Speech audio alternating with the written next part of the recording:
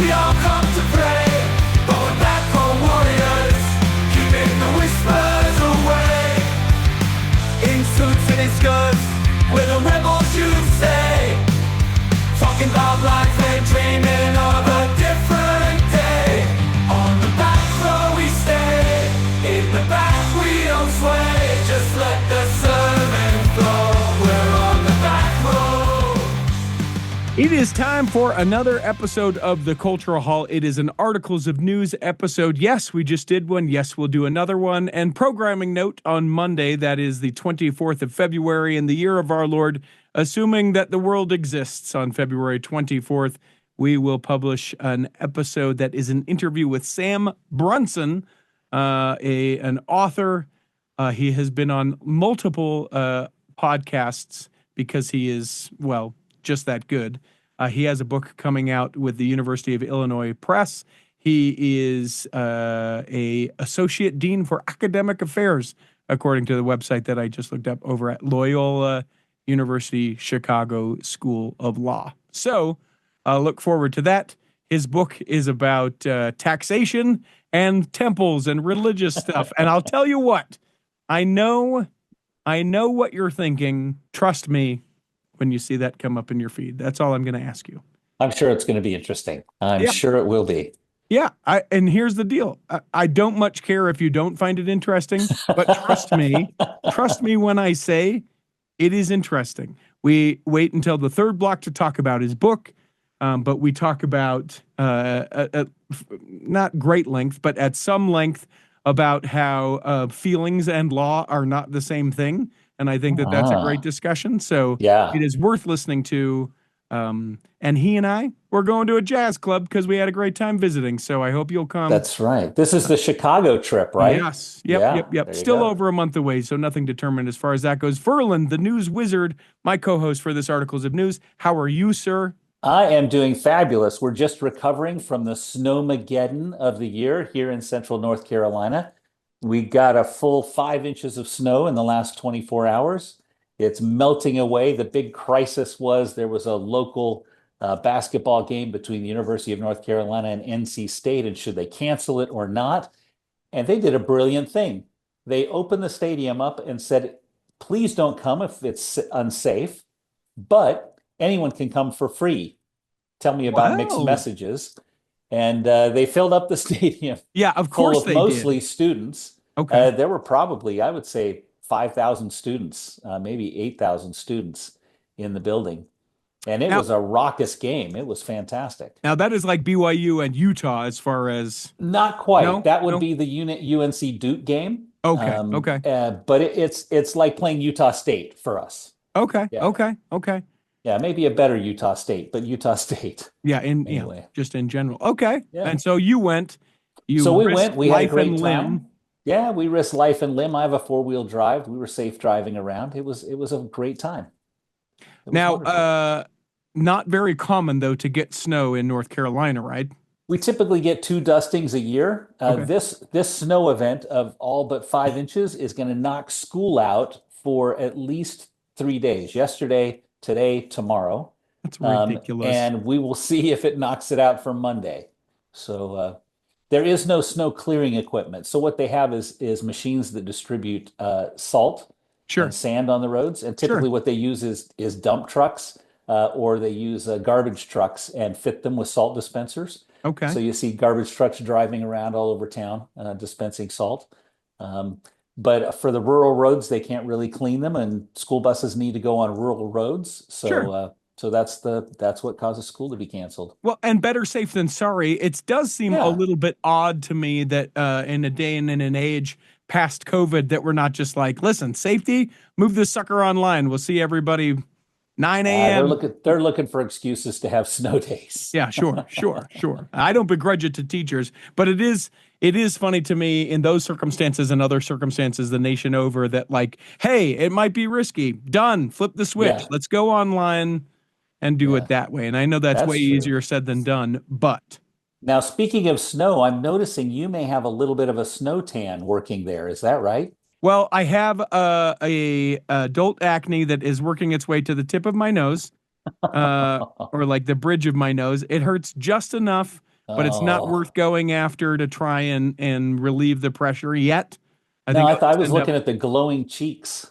I think that part of what that is, I am windows open. My wife and I, because we both work from home, except for when I'm out doing events, we Hmm. are trying a new thing, which is loving each other. And we're able to accomplish that if we aren't working in the same space from home 24 hours a day, 7 days a week. Absolutely. So I have my studio in my home, and it also is a really great office because although there is a TV in here, I'm not in the habit of turning that TV on. It is a place that I can come and be able to use my superpowers of ADHD and get hyper focused on work and be able to get the work done while I'm in the room Okay. and not constantly be like, stop, I'm trying to get this thing done. And every time you ask me something, I love you, you love me, but it is impossible for me to get the train back on the track. And I have pushed against going down to the office, but it has worked tremendously for our relationship. So, ta-da! I'm in the office. It's a little bit of glow from the window. It could Ah, also be this last weekend. I worked like 30 hours in the snow and then in the I saw cold. pictures from a Oh, snow event of some kind. Snow yeah, so Basin, cold. right? Yep, Snow Yeah. Basin. It was they broke records at Snow Basin Resort on Saturday because it was the best snow of the season Mm, and President's Weekend and all these different things. yeah. So they had Uh, more people on the mountain than ever before. They had more food sales, more beer sales, more all of the things, all on the same day, and it was a zoo. wow. Wow. Well, good for them. Yeah, a good Good to have a good snow year and good to have plenty of Utah moisture to turn yes. into water for the summertime, so we Yep. don't have to have fasts for more water then. Yeah, let us fast for things like, oh, I don't know, world peace, etc. That's a good idea. Yeah, yeah. It is interesting to note though that we've had a miserable snow season up till this point, and Oh, now it is like, hey, oh, it was winter, but let me catch up. That's how I feel like it is now. We had okay. first spring and now we're in second winter. We'll get second spring kind of the first part of next week, and then we get that final third winter that can never go away. And then Yeah. it's finally officially springtime. So Yep. Yep. yeah. We've started the spring cycle of our 13 seasons here too. Oh, good, good, good, Yep. good. Yep. I would ask, aside from game, anything new, anything exciting, something that we need to know, something to bring up as in this No, opening but I have an exercise. important question for you because Oh, you go to lots of events, okay, and lots of weddings. sure. We've been invited to a friend's wedding. We're going out of town for this wedding. It's in Hmm. Savannah, Georgia, which is one of my Gorgeous. Oh favorite my cities in the gosh. entire country. I Tell me it's absolutely at an love estate. Savannah. Is it at an estate? Yes, it's at an estate. It Oh, is, oh, and it's black tie. yes. So the question is, should I buy a tuxedo Hmm. or not? Well, I appreciate you asking this question. So let me ask you, are you someone that either A is in a position in life that a tuxedo would be something that would be good for you to have on hand? Like, do you go into enough of these that it would be worthwhile for you to go on hand to have one on hand? So answer that question first. Do you So think that I think the answer is yes. okay? I've actually been to a couple of other events this year already where I could have worn a tux. It wasn't Hmm. required, Hmm. and most people wore nice suits and ties. Hmm. But I should have, if I had a tux, I would have worn one. Okay. So then the second question, are you in the phase of your life where I know the answer to this in a funny way, but since we're addressing this in a serious way, are you in a position in your life where the shape of your body will likely change drastically one way or another? That's a great question, and that's not a serious.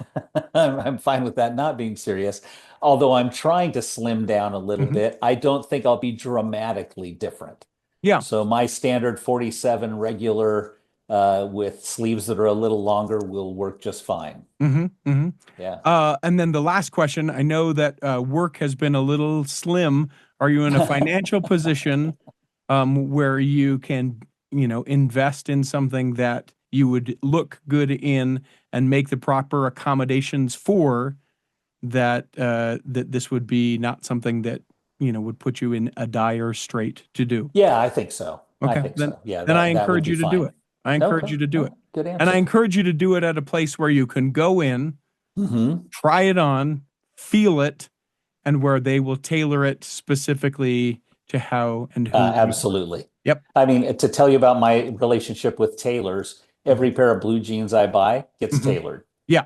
Yeah. So every jacket I buy, every pair of pants, every suit I buy is tailored. Nice. So Must yeah. must be nice. Haven't been out of work for that long, it sounds like, Verlin. Well, let's just say the Lord has accommodated very well along the way. Yeah, yeah, yeah, yeah. So that's great. That's good though. But there, yeah, Yeah. definitely. Then I think Okay. you should have a thing, and because Then I it gives know, me an excuse to wear it as well. I mean, can you imagine me showing up at like the Ward potluck social in a tux? yeah, I love it. I loved. I haven't seen this in years, but back in the day, when we would rent a tux for a school dance, Right? you would wear it to Sunday, to church the next Absolutely. day. We People wore it to don't do, church yeah, after the dance. people don't do that in the ward here. I don't understand that. What Yep. I mean, I loved that. I thought that was great as a kid, as an adult as well. And then, Blue ruffles look particularly nice when you're sitting at the sacrament table. And if you think about the vintage of my junior prom and senior prom, right in the beginning of the 80s, that was sure, just prime fat lapel, yeah. powder blue. I had a powder blue tux for my junior prom. Yeah. Look no further than the gala scene from Dumb and Dumber with Yes, Jim Carrey and Jeff Daniels, right? that's right. That is spot on what that That would was look my like. high school. That was my high school vibe right there. But let me Between give you that the and The Breakfast Club, a movie none of us are supposed to have watched, but one sure. of my favorites. Yeah. Yeah. Let me give you this pro tip as well. Yeah. Hey babe, referring to Susan. Mm. Hey, I think we should get you a proper, dress. Get you I want to spoil you while I'm doing this thing for me. I would love to be able to go out, and if you want to do this without me or love to go out and be able to do this with you, I think that you deserve something like this. Can we do this together? I think that's, I think that's a great conversation. yeah. Here's how that's going to end up. She's going to Mhm. say, "Yes, absolutely." And Mhm. then the next event we go to, she's going to say, "I can't wear the same dress." What? And so can I say, "I can't wear the same tuxedo?" That's not how that works, but it is worthwhile to say, hey, maybe a couple. Yeah, Yeah, absolutely. yeah. Absolutely. Yeah. And let me give you one more bonus. When's her birthday? December 8th, Okay, that's too far. When's your anniversary? June 20th. Okay, here you go. By your anniversary, get this done and then say, "Hey babe, just for fun, let's dress up fancy and go to a fancy place and be fancy people." Because I don't Ooh, suspect you guys are fancy people necessarily. not necessarily. Yeah. Yeah, yeah. So something a little fun. You know I that like place it. we would never go, babe, you say? Let's get all dressed up fancy and go to this place. Yeah, well, I'll tell you actually another little thing. I'm taking my daughter who listens to this podcast. I'm Hmm. taking her out for her birthday dinner on Sunday, Hmm. by the way. Hmm. And it just turns out that's the day that we can both make this work. Sure. Susan's going to be out of town, Sure. so we're doing a father-daughter date for her birthday dinner, Hmm. and we are going to the best steakhouse that exists in North Carolina. Well, now. Susan doesn't know this yet, but Mm. we'll see if she listens and gives me a hard time Well, for sure, taking sure. my daughter to the most expensive place in North Carolina. And are you going to make your daughter wear a tuxedo? No, I won't No. make her wear a That would have tuxedo. been No, full circle. but we've already been texting about the menu. So Mm. Is it now? I can tell that it's a fancy restaurant and steak restaurant at that if you buy the steak and the sides separate. yes, Okay. Okay. absolutely. Okay. Yep. Well, Mahogany lean in. tables, leather seating, Oh, yeah. classic waitresses Yeah. and waiters. I mean, A it's a great wheelbarrow to spot. take you out of there. Yes, I will need a wheelbarrow. That is for Mm. sure. Maybe I'll Mm. take it to go home. I don't know. We'll see. Yeah. Yeah. I did a similar move because it was just me in Vegas. I just needed a meal in Vegas. And I Oh, sat down and I said, I'm doing this. And I had just where did you gotten out go? of a session. Not the fanciest steakhouse in Vegas, but I Hmm. knew it would be Hmm. reliable. And the other best part is it was upstairs from where I was at. No, good. So I went to Okay. Ruth's Chris. No, Uh, okay. Yeah, which Hey, is good. they make a good steak. Yeah, they make a great good steak. It's not, is Yeah. it phenomenal? No, it's a chain, but No. I enjoyed it. And I just said, I'm not looking at what this meal costs because I have set aside the budget to be able to do it. And it was delicious. Yeah, that's great. Yeah. Recommendation. Next time you're in Vegas, I have a spot for you. Tell me, It is the most unassuming single-story building in all of Vegas. It's go called the on. Golden Steer. Okay. And the steak on the menu, it literally says the aristocrat of tenderness. Mm. It is amazing. Is it a And yes, you filet? have to What is buy it? it's a fillet, Okay. and you have to buy the sides separate. Okay. And it's worth it. Sure. And it's not crazy expensive, but it is phenomenal. The lady next to me was going to be going to the Golden Steer the next night. Ah, So she didn't order a steak at the Roost Chris. She was also staying in the same hotel. So she just was like, yeah, you know what? I'm going to they have an amazing Caesar salad. And when you're just going to Roost Chris for convenience, you don't need to drop anyway. So yeah, there you go. There it is. There you go. Yeah. Food recommendations for everyone. Yes, the Golden Steer, and then burn that calf. And then anyway, I want to give a shout out real quick to Carol Lambert. Carol Lambert, the most recent Patreon saint of the Cultural Hall. She came in at the terrestrial. Nope, sea turtle. Telestial. That's how I remember it. Sea turtle. The telestial level of the Patreon saintdom. So thank you to her and to everyone who is a Patreon saint.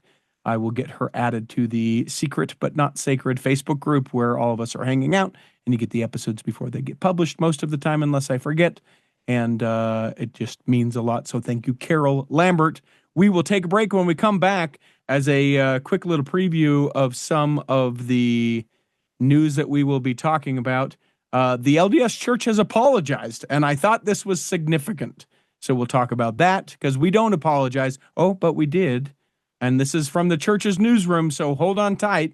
Also, the even more breaking than the news that you and I corresponded about, news from the Tabernacle Choir at Temple Square has breaking news as of today when we record this, not as of today when we publish this. So that and more coming back in the second half of Articles of News.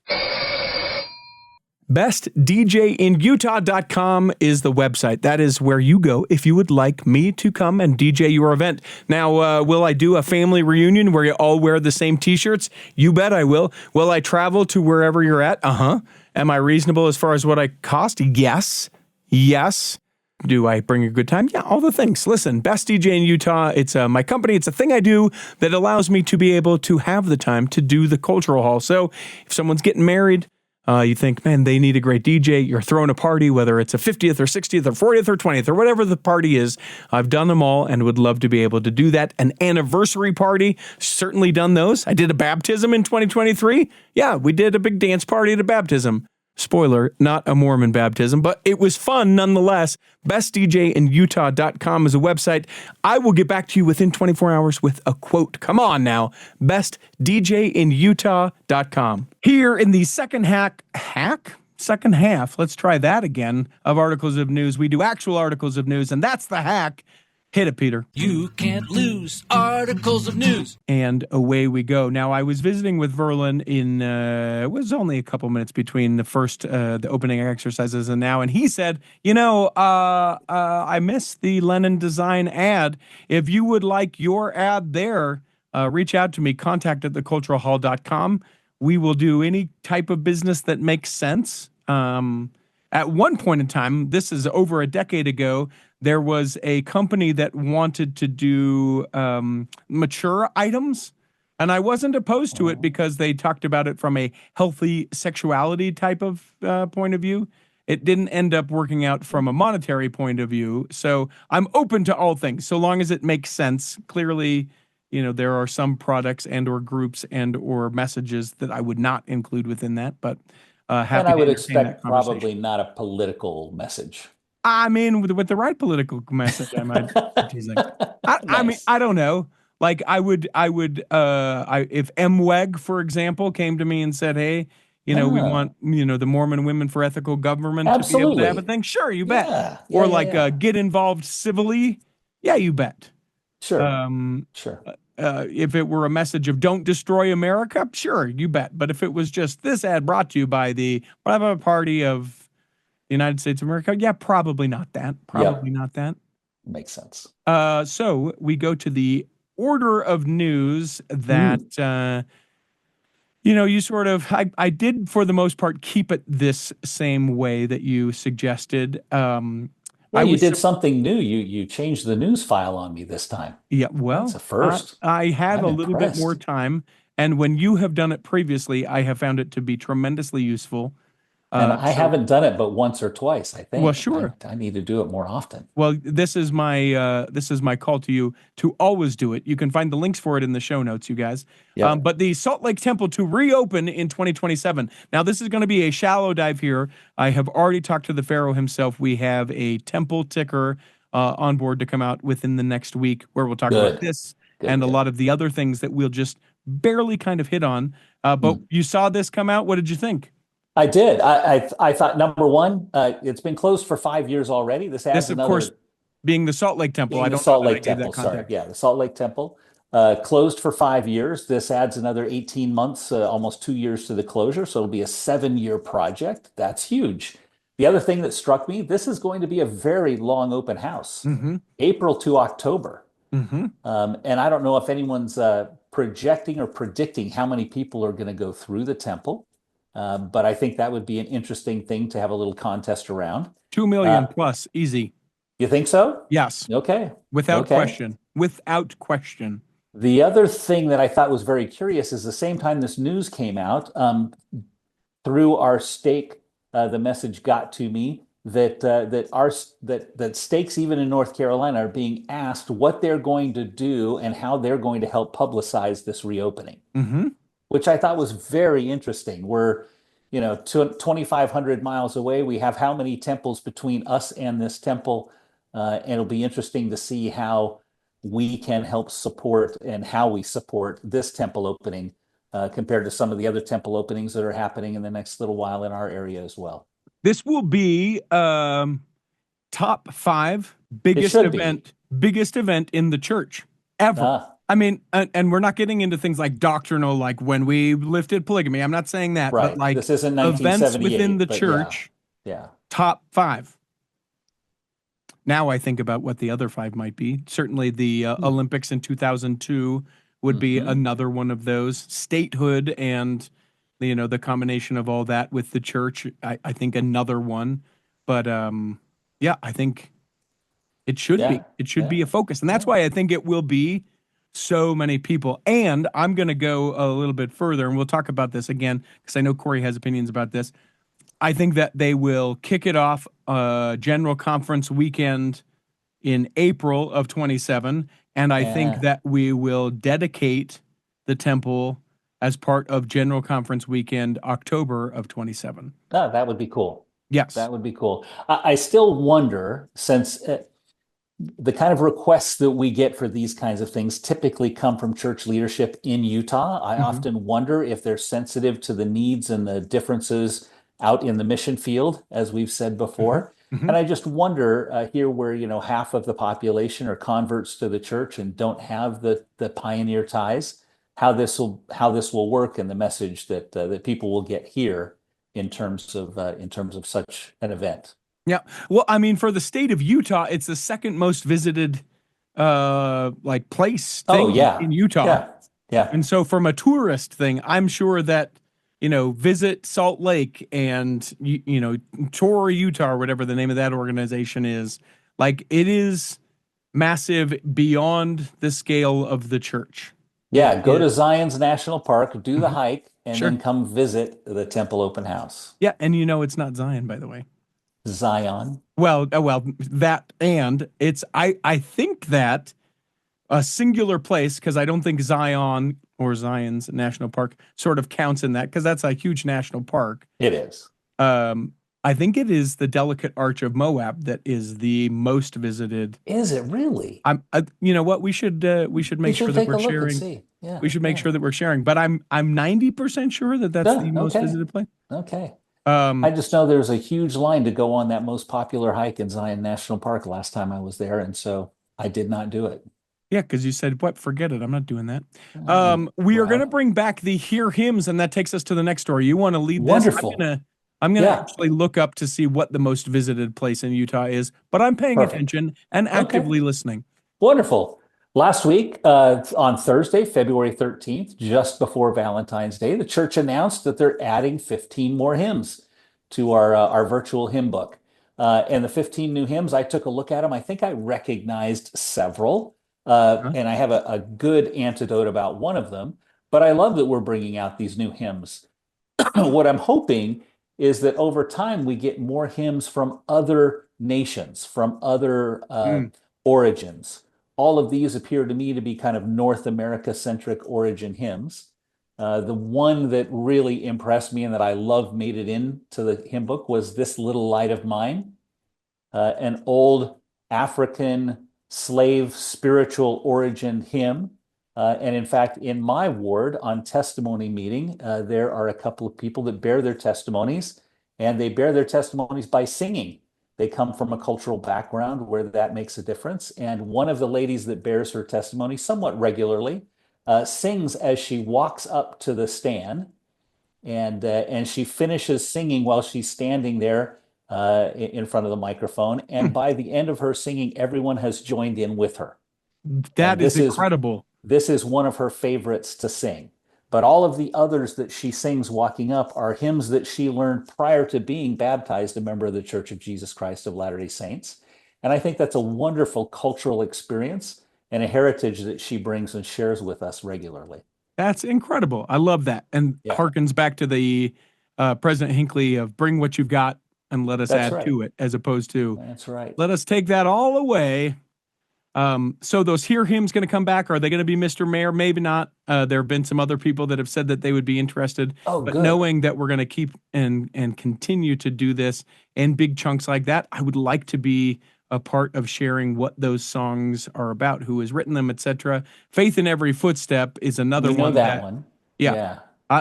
that's one that moves me. I don't know if it's Hmm. just because of where and how old I was when it was in kind of all of its popularity. That was what with the sesquicentennial of the Saints coming west, 150 Oh, years yep. when we Yep. did the major cosplay and families left work and did the literal trek west and all that. So that would have been 1997 when Right.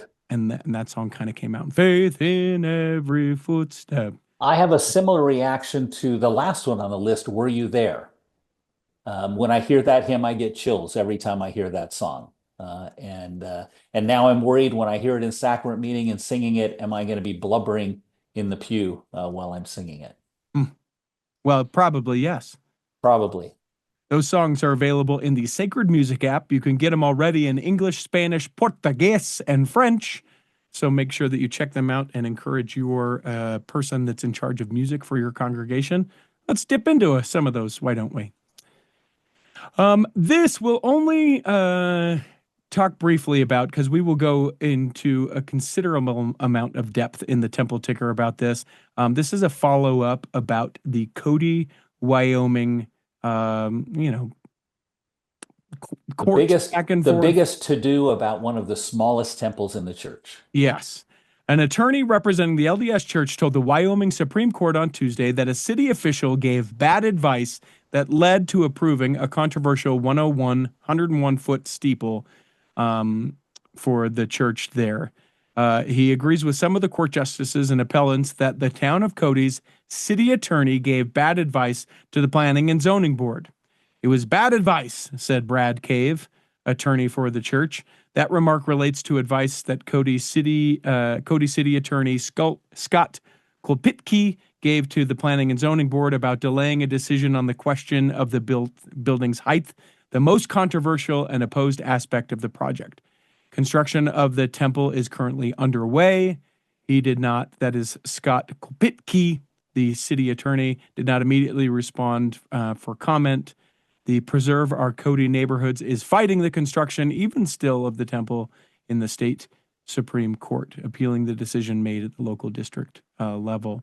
The community sat through 4 meetings and thought that they were going to know what happened, all to have the rug pulled out from the end at the end, says Deb Wentland, the POCN's attorney. Members of the church have argued that the temple is fully allowed under city code and was justly approved by the Planning and Zoning Board.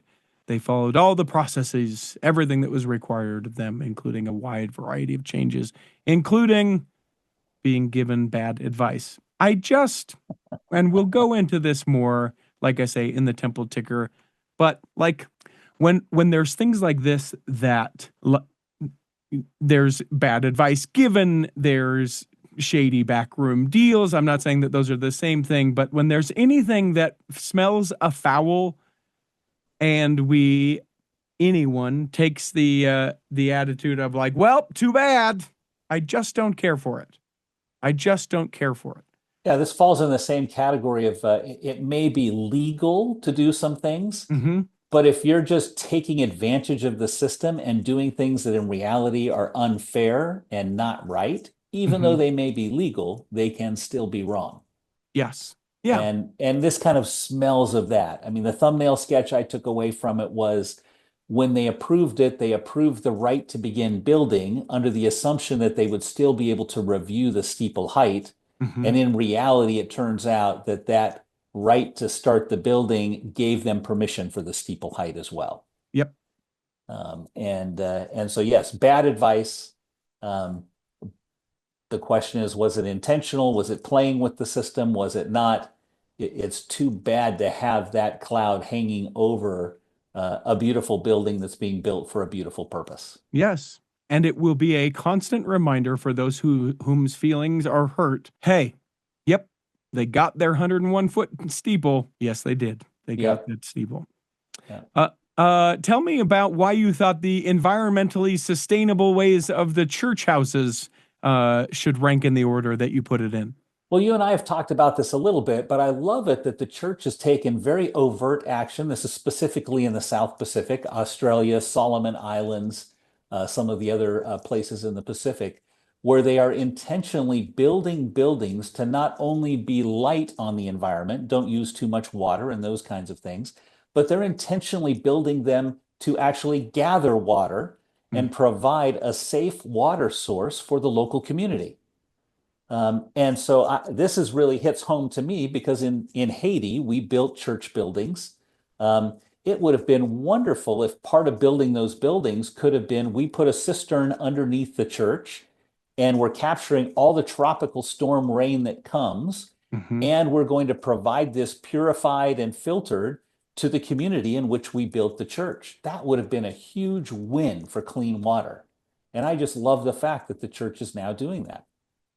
I think electricity significant in this story as well. Yes. I'm talking about solar panels and the ability to have power for this and for the congregants to be able to take advantage of that power.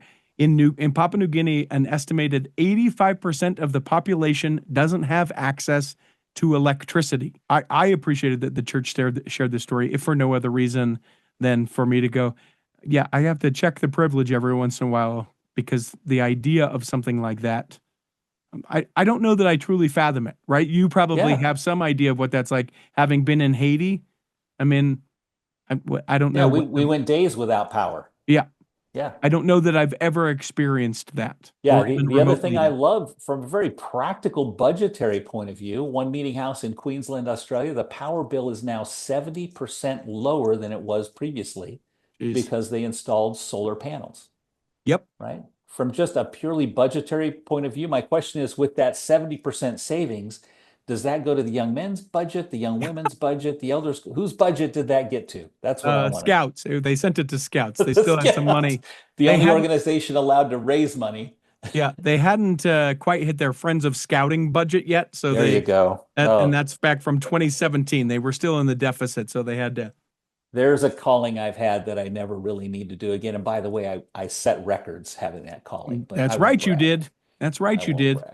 But My dad, just in an adjacent, my dad had that calling and he found the way to find success in it because he tried to do it like the way the first time. And then the second time is he just, because he's been in his ward for as long as he'd been and built relationships, he went to the people that he knew could make plans to or could financially support it and just said, hey, this is important. Will you make this tax deductible donation towards this yep, that's what I organization? did. Yep. I did a similar. I went to everyone individually. I did not announce it in church. I never announced it in priesthood meeting. It was all a one-to-one discussion. Yeah. Yep. But I love the fact that they've done this now in 6 of 24 meeting houses in that area, and they're planning to do the rest of the 18. My question is, why aren't we making this a standard in the church? And hopefully we will. Why aren't we putting solar panels on every single church building? Hmm. Especially if you have, the right days of sun to make it doable. Yeah, there Certainly are here in places the it does South. not make sense, and that will be people's Yeah. first opposition is if it's a blanket thing, and what about if it snows? It's Then like, don't do it. okay, yeah, Yeah. and Don't we do won't it. do Don't it do it there. in Seattle, Washington, if Yep. you don't want. Don't do it in Bellevue, Tacoma. But in Bakersfield, California, it's probably a smart thing to do. Yeah, they'll power Seattle, Bakersfield. Exactly. We put our own power grid together. There's an idea. Every time I go to my ward, I think about, and I may do it now that at this prompting, we have so much grass. And I think I just want to start posting a picture. We have that Utah has, and I think this is a lot of places, but we are really proud of the park strip, the place between the road and the sidewalk Yeah. that is grass, that is The not, greenest does not need green to of be all time. grass. Yeah, it's constantly green. We're watering it like crazy. You can't play a game on it. It's not, your dog can go on the other side. All the things that we do, we can zero-scape that and save hundreds, Yes. thousands, pay for itself within the year. And I just look at that and I go, guys, we don't have to do the whole thing. I know, but how about this? And I think I'm going to start that movement. Could we? Can we? Every week, I'll just be Make like, even yep, more friends with your stake president. yeah, the That's grass great. is green, everybody. I know we were worried. We're That's a good watering. report. Yeah, every week stand up and do the grass report. Yep, we were worried about the non-produce producing but water absorbing crop we've got out. It's doing well. That's right. I'm horrible. It is a thing that I could just go. Yep.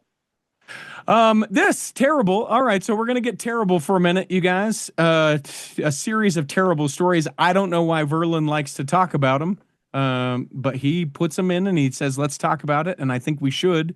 Notice I'm trying to sandwich in between good news, bad stories, ugly stories, and then more good news, hopefully. Okay. I appreciate that approach. For me, I just wish that we didn't have these stories, as I'm sure you do, to even report on. But let's get through these pretty quick. The first one, this in Henderson, Nevada. A Henderson mother is speaking out to one of the news organizations that she wants all parents around the valley to be on high alert after she claims that her daughter witnessed a, quote, strange man exposing himself inside their church hallway last month. The mother, Samantha, didn't want to share her last name because obvious. She says, quote, "You always think, oh, it'll never happen to me, but it could," she said. He was whistling and snapping at her. She looked, saw himself exposed, and then he started walking toward her, trying to get her. Samantha said that her daughter ran to her in tears after the incident. Quote, "My first reaction was like, wait, what? This is church. That doesn't happen here." Then, quote, "It was Mama Bear. He doesn't have to fear these men. He has to fear me," said Samantha.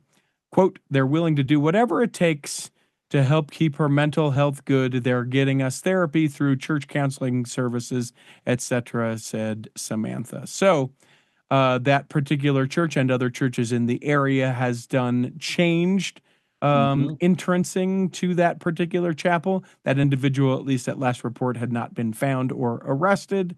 But here is the thing. Like, of reasonable age, and determine this for your household, you go out with your kids to the bathroom, period. Oh, the kids just want to go for a walk. It's a great lesson in independence. Okay, you can have that and go with them. Yeah, I love the fact that the church took this serious, actually, and changed some policies and procedures about not only the entrances, but gave very specific instructions and said there will always be a priesthood member present in the hallway.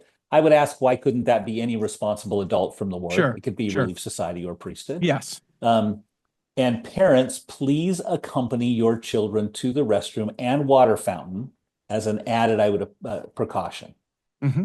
right? And I think that's wise counsel. We live in Yes. a day and age where the world is not the same as it was 20, 30, 50 years ago.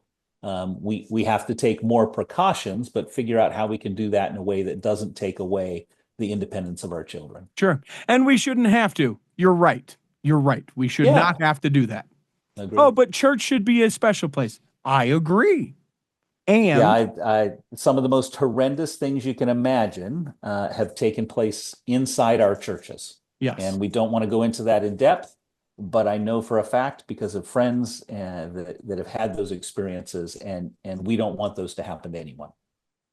I would love it if you would kind of recap this story out of Bisbee. This is the Tucson story. I know there's one in between that in the order of Yeah, what we've got, but I've got a little more current update on that. So I'd love it if you would good. take the Bisbee horrible story. Yeah. The horrible story in Bisbee is the case of two young girls who were subject to sexual abuse. This case has gone to the Court of Appeals in Arizona. This is the challenge where this is a case where a father abused his two daughters, Young, and very, very young very young daughters. daughters, including a fairly young, they refer to it as an infant daughter. Yeah. He confessed to the bishop in the ward.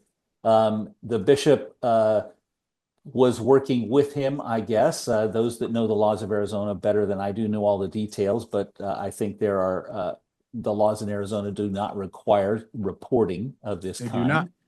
kind. So not only did he tell that bishop, but then another bishop was called and was made aware of the same situation. They went through a membership council as part of this process, but even then, this was not reported to the authorities. And so now, many years later, we're talking about this is 12, 14 years ago. There's now this case that's heading to the Court of Appeals in Arizona. The gentleman the gentleman did all kinds of nasty things, and we don't want to go into the details. Terrible, terrible things with his own daughters, and we've got to think about how we as a church need to handle this differently, and that'll come to a more positive story in a moment here as we talk about the apology that Richie mentioned earlier. Yeah, it's gross. This is the story that was highlighted in the Associated Press story of maybe a year or 2 years ago. Might be just before you started co-hosting. But it is, imagine the grossest of terrible, and it is every bit of that. And it seems as though it was able to continue on to exist in and because of the way that Arizona doesn't mandate that you report, and that the church works with. Call the hotline.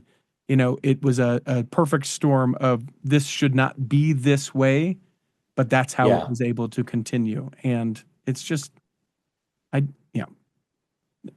I mean, it's worse for it's the worst for everyone. And then there's a special kind of thing when it's like the youngest of and most vulnerable around us.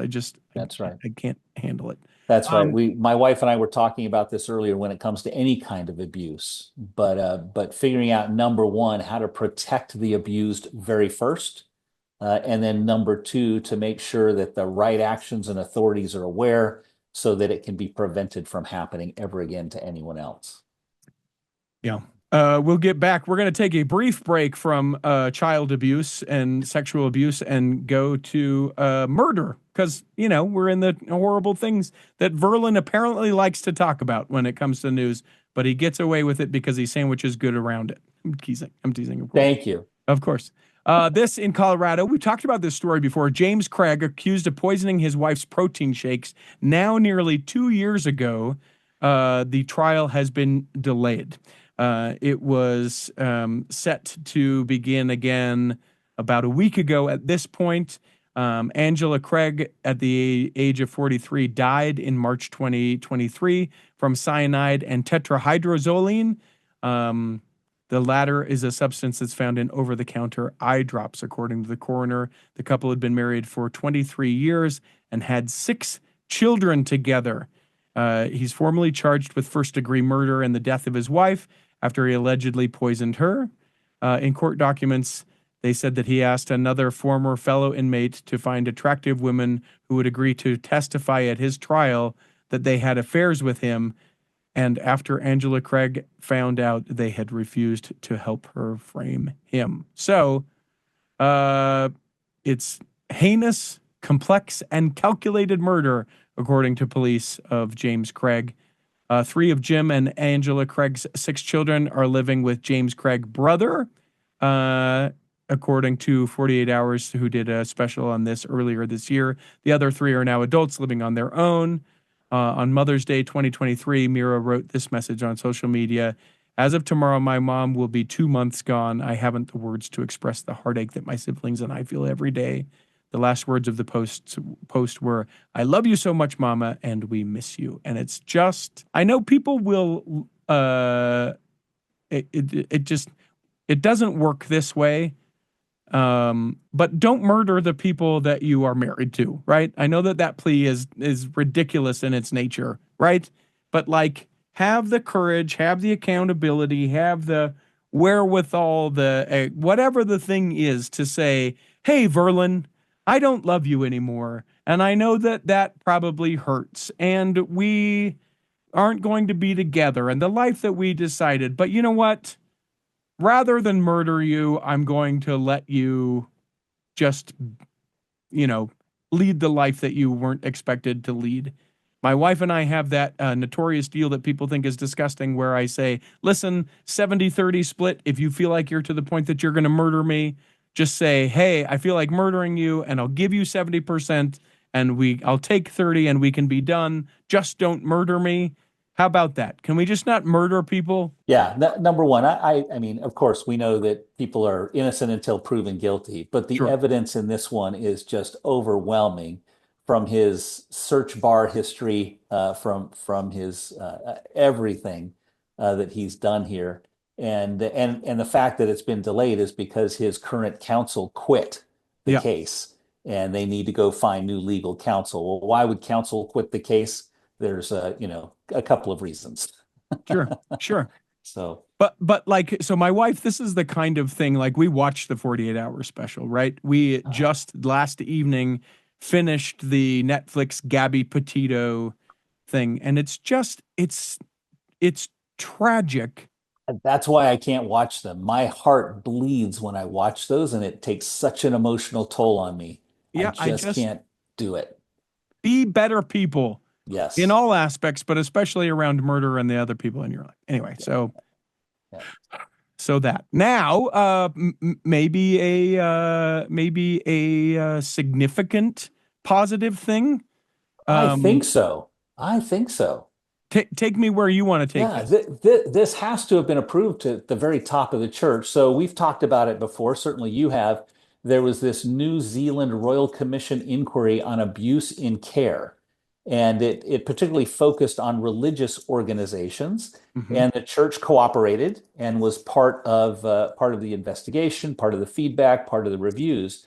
And what I love here is the church responded to that inquiry. The inquiry put out a final report, and the Hmm. church has put a formal response to that report.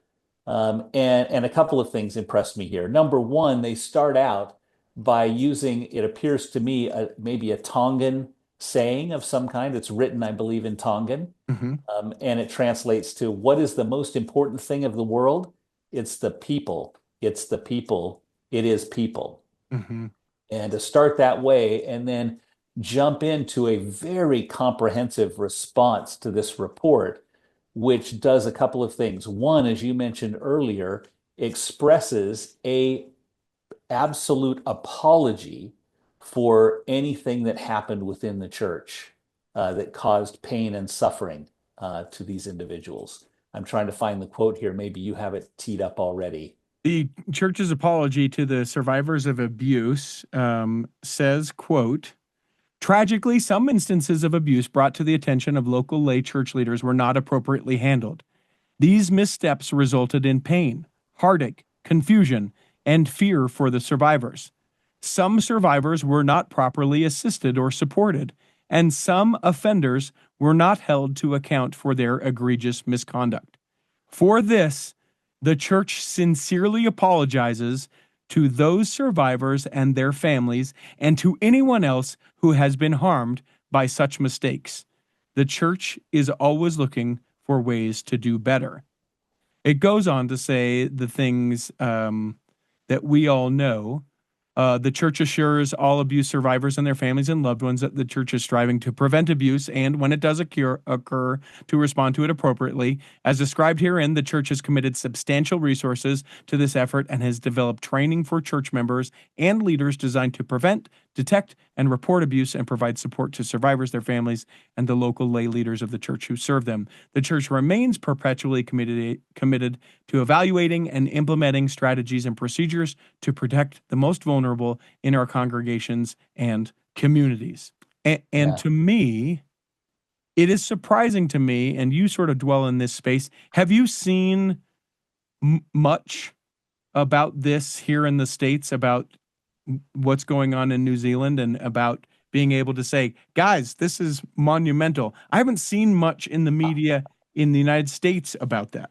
I haven't seen anything, and I haven't seen this mentioned at all in any forum I've been involved with, except here in the Yeah. Cultural Hall. Yeah. That's why I think this is so important to share. I think it's monumental to be able to sincerely apologize and recognize errors, and that allows us to actually do a better job in the future rather than just washing it over and hoping we do a better job in the future. And the significance of an apology. Yes, absolutely. Now, what I I also love that they quoted President Nelson and some very strong things that he said. And I think part of that is worth repeating. He says, quote from President Nelson from General Conference of October of 2022, so just a couple of years ago, abuse constitutes the influence of the adversary. It is a grievous sin. As president of the church, I affirm the teachings of the Lord Jesus Christ on this issue. Let me be perfectly clear. Any kind of abuse of women, children, or anyone is an abomination to the Lord. He grieves and I grieve whenever anyone is harmed. He mourns and we all mourn for each person who has fallen victim to abuse of any kind. Those who perpetrate these hideous acts are not only accountable to the laws of man, but will also face the wrath of Almighty God. Hmm. That's pretty strong language for President Nelson. He usually Yes. comes across as a pretty gentle being, but that's pretty straightforward. And I love later on in the same thing. We can't go through all the detail in the time we have, but it's worth linking to this if people are interested, and seeing the rest of this response and how it's framed and what and how open whoever wrote this response was. I have to imagine that it included not only a stake president or two or three, but an area authority. And I'm assuming with this kind of very formal response, had to really go to Salt Lake to be reviewed and given a blessing from the very top. But what is stark to me is the difference in the offering an apology as part of it. And so my mind immediately goes there. Is it different leaders that would offer an apology, and maybe it's area authorities who aren't entrenched in the "we don't apologize"? Because that is, I'm not making up words. That is words from our current apostles, several who have said we don't apologize.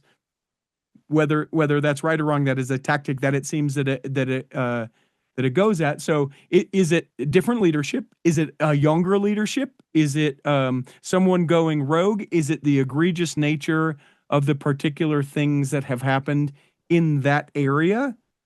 Like, is the abuse occurring because some of the things that we do here in the States are not being practiced, or that hadn't been filtered down to that area, or all of that? Like, what is it that makes it so that we don't do that in that same way here, that makes it happen there?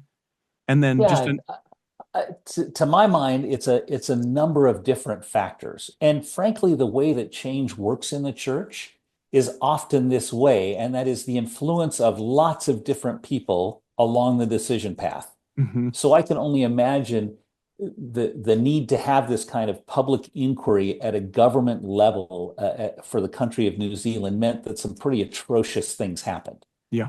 Well, I would assume that local leaders are very tuned into that and aware of that and feel great empathy and concern for those that were harmed. And so express that empathy and concern and ask for the ability to respond in kind Yeah. and push that up through the levels of the church. Again, this kind of a response, I have to imagine, went to the Quorum of the 12 to be able to be this formal and this public. And things change slowly. And we know that because of recent, very public, very open reports that members of the Quorum of the 12 often don't agree with each other. Hmm. And so this is a case where someone gave the right permission for the right reason. And I see that as a positive move. And what I hope this means is that we will see similar approaches and similar stances taken where warranted and where needed elsewhere in the church. For people that are looking to take a little bit of a deeper dive, that Heaven's Helpline, I think it's a 5 or 6 episode podcast series out of New Zealand. It is a journalist named Murray Jones, who he originally was going into the church's finances. That's why he started the whole thing. And then very quickly was like, oh, there is something else here that needs to be discussed. So if you haven't checked that out, I also have reached out to Murray Jones, who said, no interviews yet, please. No, none yet.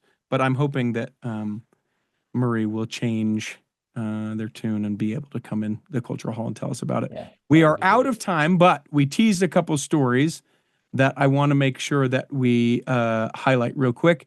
Announced today in a press conference in Lima, Peru, that the Tabernacle Choir at Temple Square will be traveling to Brazil in February 2026 as part of their Songs of Hope World Tour.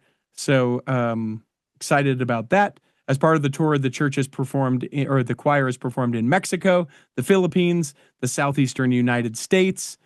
Coming up in the next few days, the church will be performing from South America down there in Peru, and you can check it out on both the English and Spanish YouTube channels of the Tabernacle Choir at Temple Square, but they will soon be headed to Brazil, and I think that that is awesome.